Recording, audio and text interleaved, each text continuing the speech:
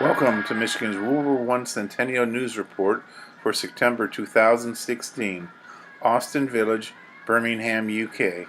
During this program, we're going to take a look at Austin Village, a monument to Michigan's engineering and manufacturing greatness that will be celebrating its centennial during 2017.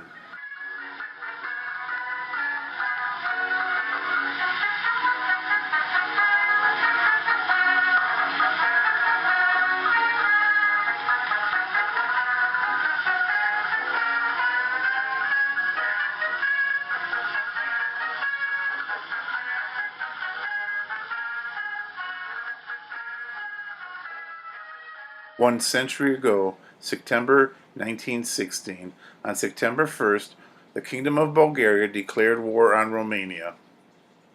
September 3rd, 1916, an attack on both flanks at Fleury advanced the French line several hundred meters, against which the Germans countered attack on September 4th through 5th, which failed.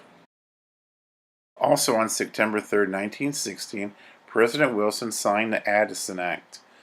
The law passed established an 8-hour workday with additional pay for overtime for interstate railroad workers.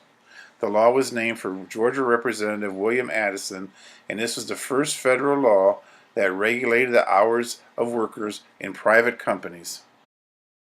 September 8, 1916, President Wilson signs the Emergency Revenue Act, doubling the income tax rate and adding inheritance and munitions profit tax. September 15, 1916, at the Battle of the Somme, the British introduced their new secret weapon, the tank. This is the first time the tank was used in battle. September 19, 1916, in German East Africa, Belgian troops captured the city of Tabora. On September 20, 1916, on the Eastern Front, the Brusilov offensive grinds to a halt. Since its launch in early June, 4 Russian armies under the command of General Alexei Brusilov have swept eastward up to 60 miles deep and along a 300-mile-wide front, capturing over 350,000 Austro-Hungarian troops. But by the end of the summer, the Germans brought in 24 divisions from the Western Front and placed surviving Austro-Hungarian troops under German command. The Russian attack withered with insufficient reserves. The humiliating withdrawal from the hard-won areas wrecks Russian troops' morale, and political and social unrest start in Russia. September 25, 1916, British and French troops renew their attacks along the Somme, capturing several villages north of the river, including Thiepval. British tanks were successfully used again, but following the attacks, heavy rains prevented tanks from becoming more effective.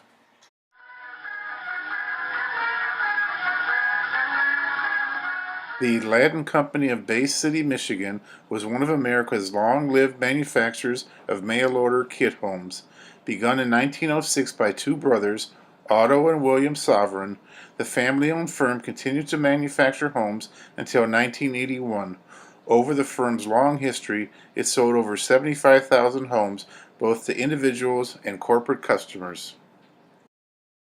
The Aladdin Company initially sold homes to individuals, but they soon realized that a secondary commercial market existed, particularly in remote areas. Company towns, constructed at the firm's expense, were common. By 1916, Aladdin made several large group sales to manufacturers seeking housing for workers. With America's entry into World War I, demand for worker housing soared. Many companies found that Aladdin homes, with their low prices and easy assembly, met their needs. During the Great War, there are many monuments to soldiers and battles, but there are few, if any, to industry. One of the few monuments to industry is Austin Village, Birmingham, UK. The Aladdin Company made a large sale to the Austin Motor Company in Birmingham, England. In November 1916, Austin purchased 200 modified Chester houses. The houses were loaded on the SS Headley, but were lost when a ship was sunk by a German submarine. In March 1917, a second shipment of 200 homes was sent from New York, this time arriving safely in England. By June 1917, All 200 homes had been erected. These homes still stand in Birmingham, an isolated island of Mid-Western American architecture dropped in the middle of the British countryside. These homes narrowly escaped surviving German bombs during World War II. Today they are listed on the British Historic Register. Austin Village is a community of 200 homes located between Longbridge and Northfield, Birmingham, UK. In 1905, Herbert Austin started the Austin Motor Company in Longbridge. During the Great War, his factory was making war material, so he hired more workers to meet the demand. In 1914, the company employed 2,500 people, but by 1918, it had grown to 22,000. Most of them were women. Transportation at the time was very limited, especially in this very rural area. Housing was needed for his workforce, so on November 16, 1916, he decided to buy 120 acres of farmland in a Hawkesley Mill Lane.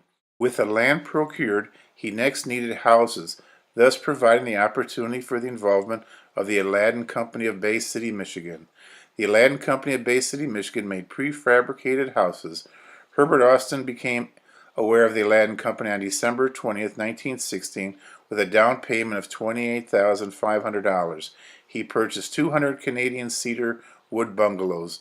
The total cost of the housing was $115,000.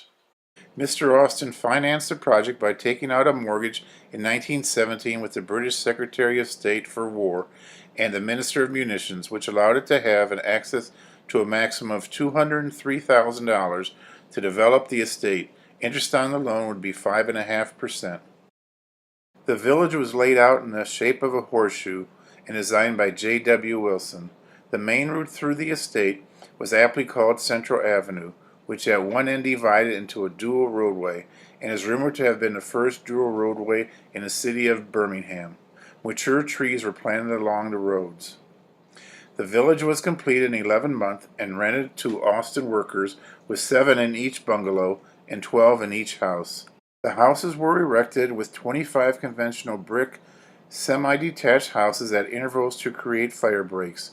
They were fitted with coke-fired central heating, gas cooker, gas water heater, sink and drain, with a bathroom. The external size of the bungalows was 20 feet 6 inches wide by 35 feet 3 inches deep. An additional porch at the front and the furnace room at the rear. 3 bedrooms, each were 9 feet 7 inches by 9 feet 7 inches. After the war, the requirement for workers reduced and the bungalows were sold. The village is still occupied and surrounded by conventional suburban housing. The Austin Village Conservation Area was granted by the Birmingham City Council in 1997. As we approach the 100-year anniversary of Austin Village, the residents of Michigan and Bay City can feel proud to know that they are responsible for giving life to a community over 3,000 miles away. Austin Village is a product of the Great War home front and survives to this day.